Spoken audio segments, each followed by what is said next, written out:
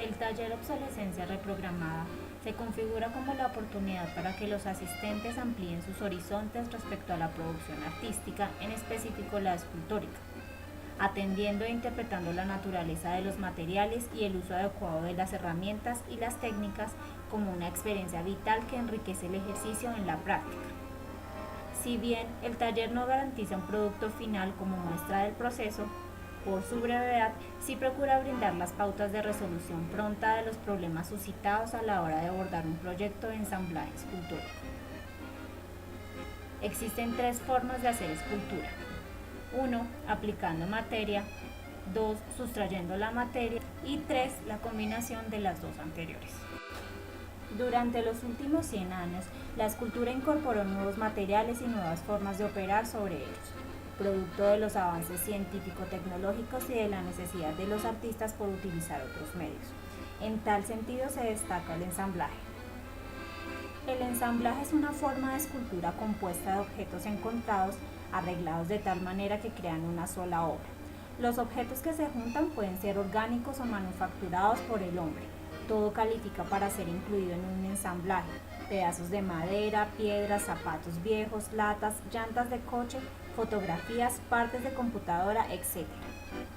Generalmente se usan objetos comunes o fragmentos de ellos para crear una composición abstracta. Cada objeto se puede interpretar por separado, pero forman parte de un todo integrado. El ensamblaje reúne muchas veces escultura y pintura.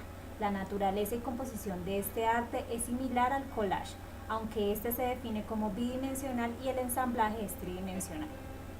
Podemos definir por ensamblaje al conjunto de procedimientos a través del cual se da conformación a una obra a partir de varias partes componentes, todas del mismo material o de sustancias diferentes, las que mediante soldadura, remache, encapsulado, atornillado, encastre, empernado, encolado, atadura, etc., crean una nueva unidad.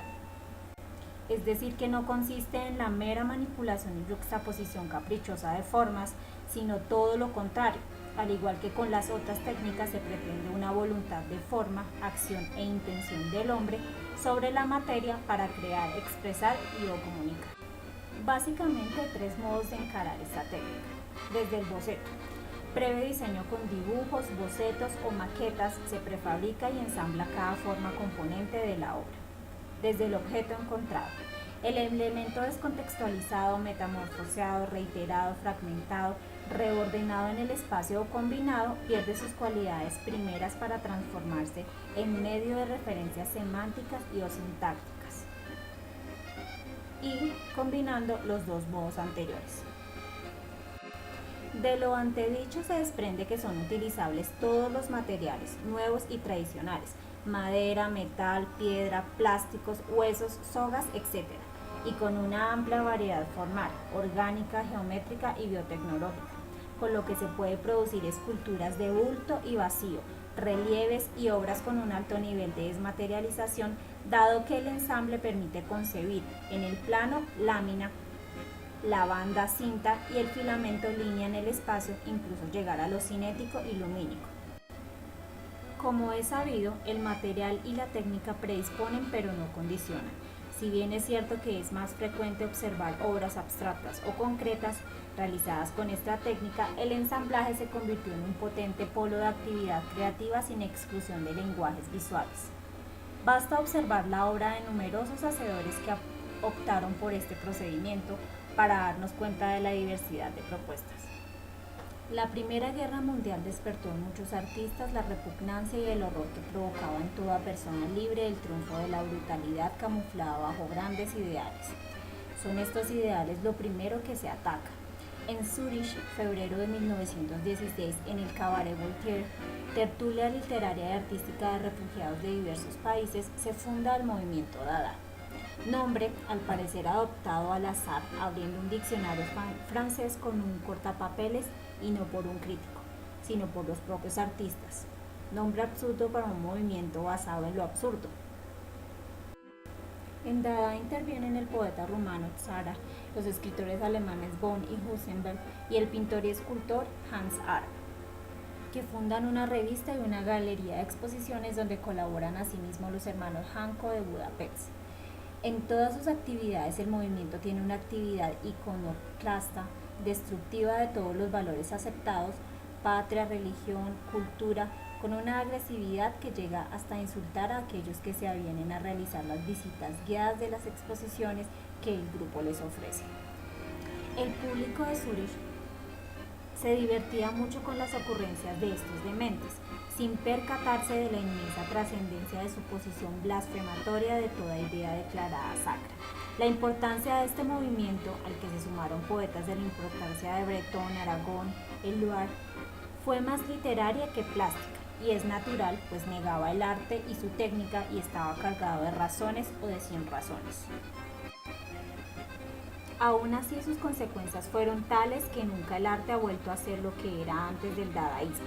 Esta subversión quitó al artista toda traba interna o externa, toda consideración hacia la historia, la cultura o la crítica. Lo liberó hasta de su propia exigencia razonante, proponiendo lo absurdo, el sí y el no al mismo tiempo. Hacia, sin, por Dada, dice Richter. Todo es arte y nada es arte. Simultáneamente al grupo de Zúrich surgía otro en Nueva York, formado por Duchamp, Picabia, Man Ray y otros. En 1911 comienza su célebre desnudo bajando la escalera, donde el movimiento se expresa con una belleza plástica, una armonía de la composición y del color muy distintas de las de los futuristas y muy dentro de la estética de la sección de otros. En esa y otras obras, Marcel Duchamp descompone el movimiento en planos sucesivos con cierta intención irónica, pues el desnudo, tema sacrosanto del gran arte, era algo inmóvil en su propia grandeza. Duchamp va más lejos. ¿Qué es lo que confiere a las esculturas o pinturas su condición de obra de arte? La mera intención del artista. Si el artista decide que una rueda de bicicleta, una taza de urinario, sean obras de arte, lo serán.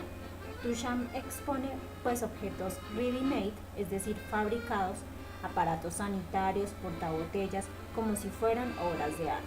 Pero los museos son tan resistentes que en nuestro tiempo de esos objetos irrisorios que Duchamp compró en el almacén por $2, se hacen reproducciones para coleccionistas que valen miles de pesetas. Arte povera.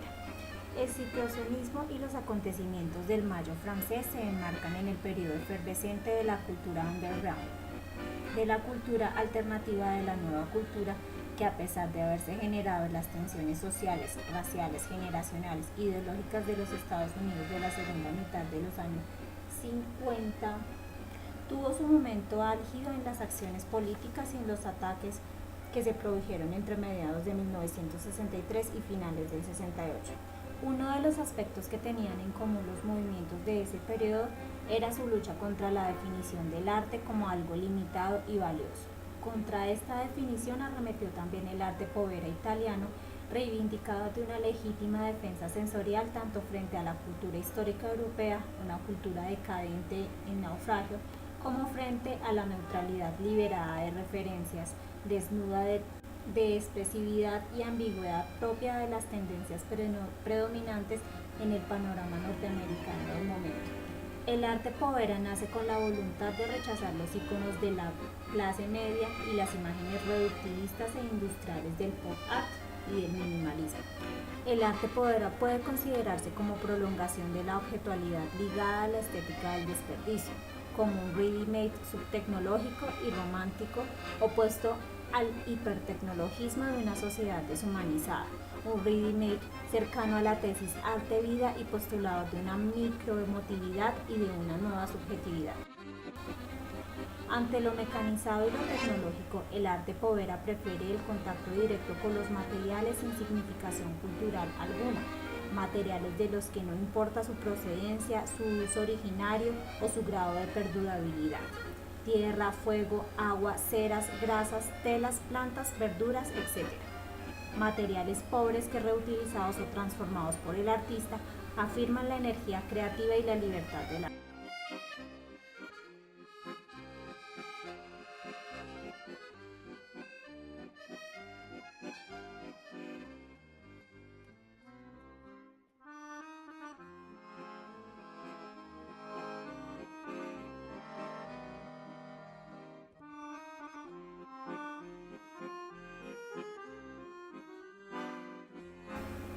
Procesos de ensamble.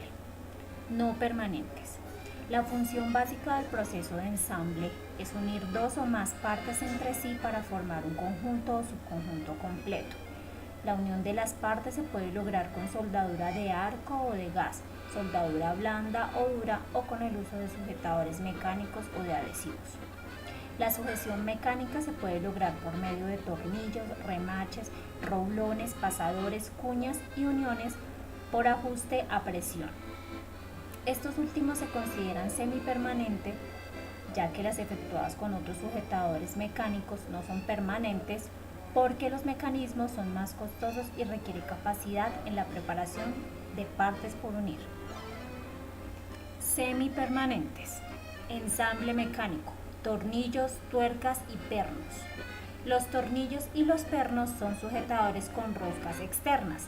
Hay una diferencia técnica entre un tornillo y un perno, que con frecuencia se confunde en su uso popular.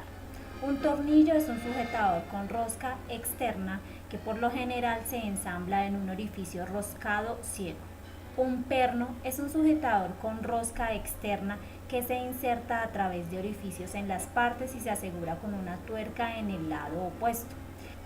La soldadura es un proceso de unión de materiales en la cual se funden las superficies de contacto de dos o más partes mediante la aplicación conveniente de calor o presión. La soldadura es un proceso relativamente nuevo. Su importancia comercial y tecnológica se deriva de lo siguiente. La soldadura proporciona unión permanente. La unión soldada puede ser más fuerte que los materiales originales. En general, la soldadura es una forma más económica de unir componentes en términos de uso de materiales y costos de fabricación. La soldadura es un proceso de unión de materiales en la cual se funden las superficies de contacto de dos o más partes mediante la aplicación conveniente de calor o presión. La soldadura es un proceso relativamente nuevo. Su importancia comercial y tecnológica se deriva de lo siguiente. La soldadura proporciona unión permanente. La unión soldada puede ser más fuerte que los materiales originales. En general, la soldadura es una forma económica de unir componentes en términos de uso de materiales y costos de fabricación. Tipos de soldadura. Soldadura por fusión. Estos procesos usan el calor para fundir los materiales base y en muchas operaciones de soldadura por fusión se añade un metal de aporte a la combinación fundida para facilitar el proceso y aportar volumen y resistencia a la unión soldada. Soldadura de estado sólido. Este proceso se refiere a los procesos de unión en los cuales la fusión proviene de la aplicación de presión solamente o una combinación de calor y uniones adhesivas. El uso de adhesivos data de épocas antiguas y el plegado fue probablemente el primero de los métodos de unión permanente utilizado. Los adhesivos tienen un alto rango de aplicación de unión y sellado para integrar materiales similares y diferentes como metales, plástico, cerámica, madera, papel y cartón, entre otros. La unión con adhesivos es un proceso en el cual se usa un material ajeno a los materiales que se desea unir para la fijación de ambas superficies. Generalmente las uniones con adhesivos no son tan fuertes como las que se hacen con soldadura y para eso se toman en cuenta algunos principios. Primero, se debe maximizar el área de contacto de la unión. Segundo, los pegados son más fuertes en cizalla y en tensión y las uniones deben diseñarse para que se apliquen tensiones de esos tipos. 3. Los pegados son más débiles en hendiduras o desprendimientos y deben diseñarse para evitar este tipo de tensiones. Tipos de adhesivos. Existe una gran cantidad de adhesivos comerciales, pero todos estos pueden clasificarse dentro de 3 categorías: naturales, inorgánicos y sintéticos. Los adhesivos naturales son materiales derivados de fuentes como plantas y animales, e incluyen las gomas, el almidón, la dextrina, el flúor de soya y el colágeno. Este tipo de adhesivo se limita a aplicaciones de baja tensión. Los adhesivos inorgánicos se basan principalmente en silicio de sodio y el oxicloruro de magnesio. Aunque el costo de estos es relativamente bajo, su resistencia es similar a los naturales. Los adhesivos sintéticos constituyen la categoría más importante en la manufactura. Incluyen diversos polímeros, termoplásticos y duroplásticos. Métodos de aplicación de adhesivos. 1. Aplicación con brocha. 2. Rodillos manuales. 3. Serigrafía. 4. Por flujo. 5. Por aspersión o atomización. 6. Con aplicadores automáticos. 7. Recubrimiento mediante rodillo. Remaches y ojillos. Los remaches son sujetadores que se utilizan ampliamente para obtener una unión permanente en forma mecánica. Estos remaches son una punta con cabeza y sin rosca que se usa para unir dos o más partes. La punta pasa a través de orificios en las partes y después forma una segunda cabeza en la punta del lado opuesto. Los ojetes u ojillos son sujetadores tubuladores de paredes delgadas con un reborde en un extremo. Se usan para producir una unión empalmada permanente entre dos o más partes planas. Ajustes por interferencia. Los ajustes de agarre automático son la unión de dos partes, en las cuales los elementos que coinciden poseen una interferencia temporal mientras que oprimen juntos, pero una vez que se ensamblan se entrelazan para conservar el ensamble. Existen otros ajustes por interferencia como puntillado. Es una operación de sujeción en la cual se usa una máquina que produce las puntillas en forma de U de alambre de acero y de inmediato las inserta a través de las dos partes que se van a unir. Engrampado. Son grapas en forma de U que se clavan a través de dos partes que se van a unir. Cosido. Es un método de unión común para partes suaves y flexibles, tales como telas y piel. El método implica el uso de un cordón o hilo largo entrelazado con las partes para producir una costura continua entre ellas. Amarre. Son uniones efectuadas a través de hilos, alambres, cuerdas, etc. Se pueden aplicar diferentes técnicas de tejido que refuerzan la unión. Abarcar diversos planos del conocimiento y la conciencia humana para materializar el pensamiento adquirido es deber de todo artista comprometido con su época y con la sociedad en la que vive. Sugerir posturas crítico-reflexivas en el ámbito político, social y cultural que generen reflexiones desde el contacto sensorial con la obra es despertar en el espectador la necesidad de plantearse nuevas formas de ver y entender el mundo. Por ello, el ensamble cinético es la oportunidad para que el espectador viva una experiencia polisensorial de reacciones cognitivas inteligibles y descifrables a partir de diferentes tipos de materiales y diversas cualidades plásticas, específicamente cromáticas y simbólicas, que vinculan al objeto con la estética del desperdicio y la necesidad de darle nuevos usos a lo insensatamente considerado basura. Más de una década de trasegar la materia, buscando en ella nuevas posibilidades, desencadena una evolución no solo en la forma de abarcar los problemas planteados por el ejercicio de la labor manual, sino también en el plano conceptual y en la relación con el entorno, generando diversos interrogantes que se han constituido en los ejes temáticos de la producción artística de Carlos Verón.